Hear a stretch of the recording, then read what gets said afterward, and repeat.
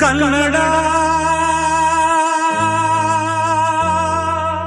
ರೋಮಾಂಚನವಿ ಕನ್ನಡ. ಸರ್ವರಿಗೂ ಶುಭೋದಯಗಳು ಹಾಗೂ 70ನೇ ಕನ್ನಡ ರಾಜ್ಯೋತ್ಸವದ ಹಾರ್ದಿಕ ಶುಭಾಶಯಗಳು.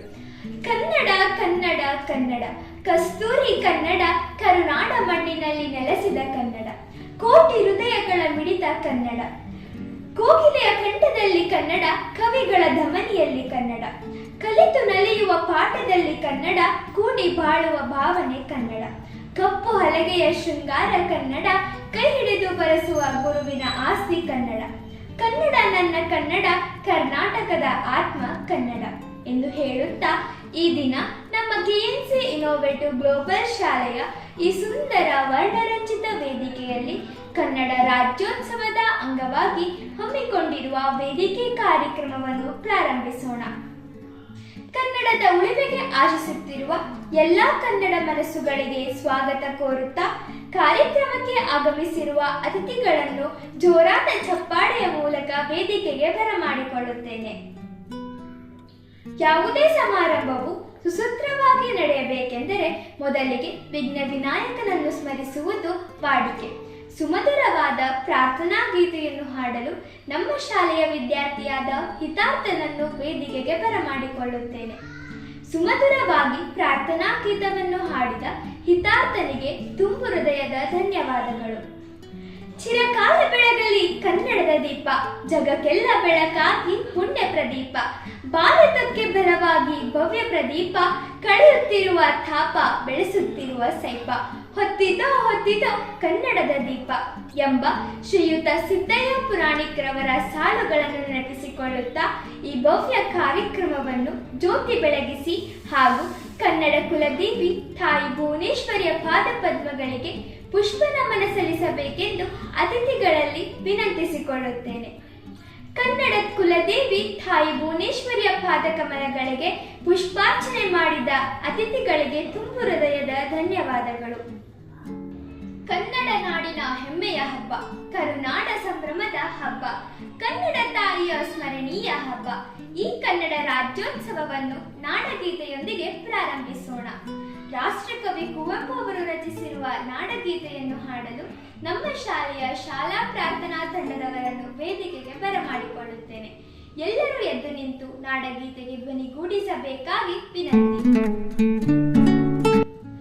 ಅತಿಥಿ ದೇವೋ ಭವ ಎಂಬಂತೆ ಅತಿಥಿಗಳನ್ನು ಸ್ವಾಗತಿಸುವುದು ನಮ್ಮ ಸಂಸ್ಕೃತಿ ಮತ್ತು ಆಚಾರ.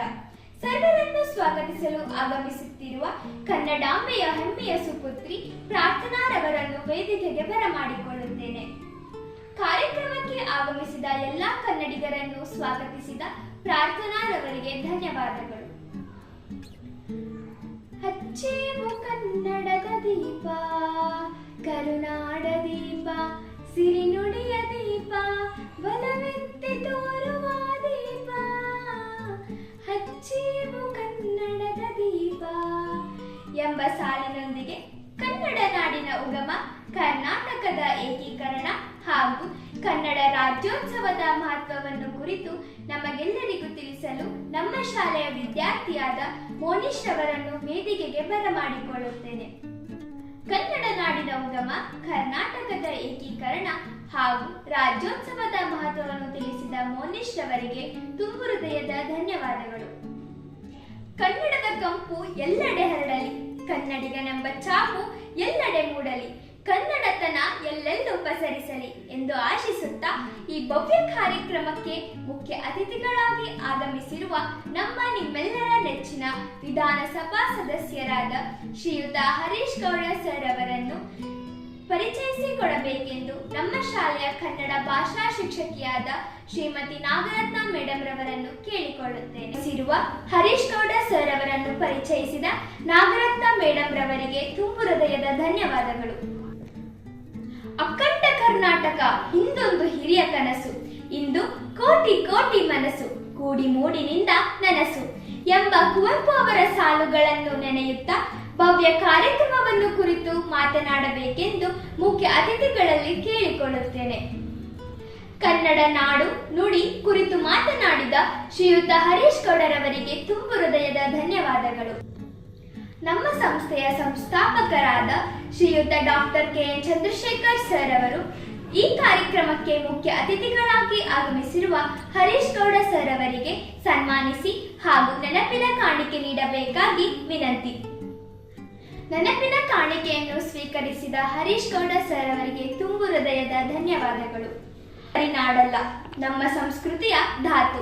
ಕನ್ನಡ ಕೇವಲ ನುಡಿಯಲ್ಲ, ನಮ್ಮ ಅಂತರಂಗದ ಮಾತು ಎಂಬಂತೆ ಈ ಕನ್ನಡದ ಹಿರಿಮೆಯನ್ನು ಸಾರಲು, ಕನ್ನಡಿಗರೆಂದು ಹೆಮ್ಮೆಯಿಂದ ಹೇಳಲು ಇದು ಒಂದು ಶುಭ ಸಂದರ್ಭ. ಈ ಸಂದರ್ಭದಲ್ಲಿ ತಮ್ಮ ಅಂತರಂಗದ ಮಾತುಗಳನ್ನು ಹೇಳಬೇಕಾಗಿ ನಮ್ಮ ಸಂಸ್ಥೆಯ ಸಂಸ್ಥಾಪಕರಾದ ಶ್ರೀಯುತ ಗೌರವಾನ್ವಿತ ಡಾಕ್ಟರ್ ಕೆ.ಎನ್. ಚಂದ್ರಶೇಖರ್ ಸರ್ ಅವರನ್ನು ಕೇಳಿಕೊಳ್ಳುತ್ತೇನೆ. ಕಾರ್ಯಕ್ರಮ ಕುರಿತು ಮಾತನಾಡಿದ ಡಾಕ್ಟರ್ ಕೆ.ಎನ್. ಚಂದ್ರಶೇಖರ್ ಸರ್ ಅವರಿಗೆ ಧನ್ಯವಾದಗಳು. ಎಲ್ಲಾದರೂ ಇರು, ಎಂತಾದರೂ ಇರು, ಎಂದೆಂದಿಗೂ ನೀ ಕನ್ನಡವಾಗಿರು ಎಂಬ ಸಾಲಿನೊಂದಿಗೆ ಕಾರ್ಯಕ್ರಮದ ಅಂತಿಮ ಘಟ್ಟಕ್ಕೆ ತಲುಪಿದ್ದೇವೆ. ಕಾರ್ಯಕ್ರಮಕ್ಕೆ ಭಾಗವಹಿಸಿದ ಎಲ್ಲಾ ಕನ್ನಡಿಗರಿಗೆ ವಂದನೆ ತಿಳಿಸುವುದು ನನ್ನ ಕರ್ತವ್ಯ. ಈ ವಂದನಾರ್ಪಣೆ ಕಾರ್ಯಕ್ರಮವನ್ನು ನಡೆಸಿಕೊಡಬೇಕಾಗಿ ಮಾನ್ಯತಾ ಶ್ರೀರವರನ್ನು ವೇದಿಕೆಗೆ ಬರಮಾಡಿಕೊಳ್ಳುತ್ತೇನೆ. ಎಲ್ಲರಿಗೂ ಅಂತರಾಳದಿಂದ ಧನ್ಯವಾದಗಳನ್ನು ಕೋರಿದ ಮಾನ್ಯತಾ ಶ್ರೀರವರಿಗೆ ಧನ್ಯವಾದಗಳು. ನನ್ನ ಕನ್ನಡ ನುಡಿಯೇ ನೀನೆಷ್ಟು ಚಂದ, ಏನು ಗೀಚಿದರೂ ಆಗುವುದು ಶ್ರೀಗಂಧ. ಸಿಂಗಾರದ ಗಣಿ ನಿನ್ನ ಶಬ್ದ ಸಂಪತ್ತು, ಬಂಗಾರಕ್ಕಿಂತಲೂ ಶ್ರೇಷ್ಠ ನುಡಿಮುತ್ತು ಎನ್ನುವ ಚುಟುಕ ಬ್ರಹ್ಮರೆಂದೇ ಪ್ರಸಿದ್ಧರಾದ ಶ್ರೀಯುತ ದಿನಕರ ದೇಸಾಯಿ ಅವರ ಚುಟುಕಿನೊಂದಿಗೆ ಧನ್ಯವಾದಗಳನ್ನು ಕೋರುತ್ತೇನೆ. ಹಾಗೂ ಎಲ್ಲರೂ ಕಾತುರದಿಂದ ಕಾಯುತ್ತಿರುವ ಸಾಂಸ್ಕೃತಿಕ ಕಾರ್ಯಕ್ರಮವನ್ನು ನಡೆಸಿಕೊಡಬೇಕಾಗಿ ಶಮಿಕಾ ಮತ್ತು ಸಾಧನಾರವರನ್ನು ವೇದಿಕೆಗೆ ಬರಮಾಡಿಕೊಳ್ಳುತ್ತೇನೆ. ಧನ್ಯವಾದಗಳು.